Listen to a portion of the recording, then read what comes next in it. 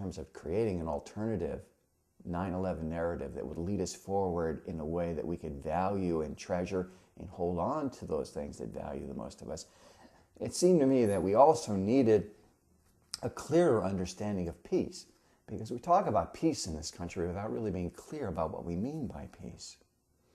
Right now, the dominant understanding in our political culture and in our entertainment culture is an understanding that looks at peace as enforced order, which is based on the belief that peace is merely just the absence of conflict, that peace is a matter of maintaining all of the power and privilege of those who are in charge. It's a maintaining of the status quo. And if we look at peace that way, then it always becomes a struggle between those who have and those who have not.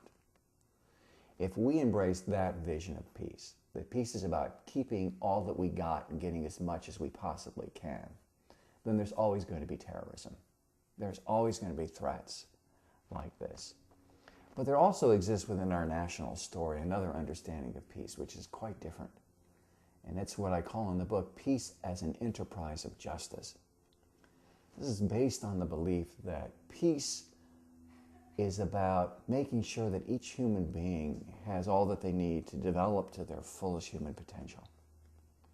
And therefore, making sure that the world's goods and wealth are distributed in a way that allows every human being to develop to their human potential becomes the highest priority. If we pursue that vision of peace, then we can greatly diminish the threat of terrorism in this country and around the world. But we can't do it if we think that peace is about getting us all we can get and keeping others from getting it, because that just sets us up for more and more conflict and violence. That both of these visions of peace, peace as enforced order and peace as an enterprise of justice, are always at play in our national narrative. And at one time or another, one is more in ascendancy than the other.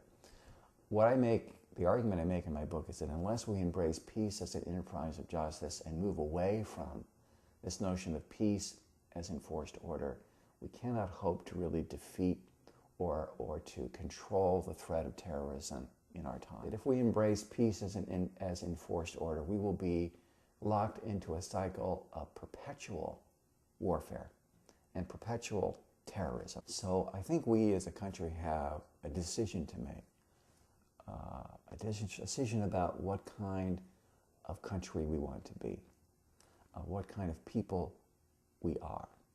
We have to decide and understand that freedom comes with sacrifice, not just for our men and women in uniform, but by all of us.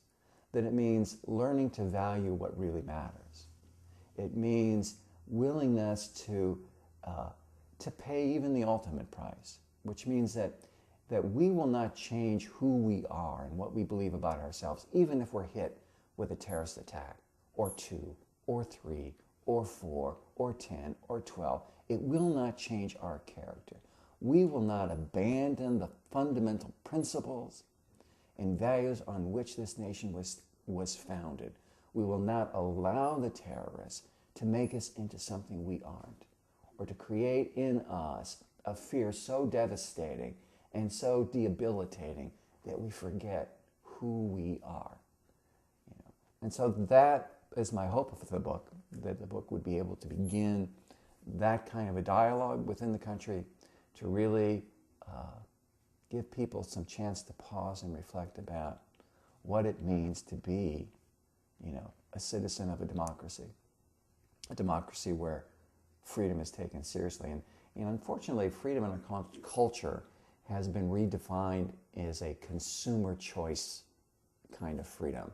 Freedom is Burger King freedom, of being able to have it your way, And people, unfortunately, don't understand that that's really not what freedom is about. That's not what our founding fathers died for, so we could go to the mall and buy any number of products. But that's what our consumer culture tells us. And we've got to change that. We've got to understand that is an immature and childish way of thinking about freedom. Freedom is about responsibilities for caring for one another, about responsibilities for caring for the planet. And freedom is the ability to do what you know is right, regardless of the consequences. And we've lost that. We've lost that in many ways in our country. We need to get that back. We need to become citizens, not consumers. We need to understand that democracy is not just about going into a booth and pulling a lever every 4 years or 2 years. It's about working together with fellow citizens to solve problems and to build the common good.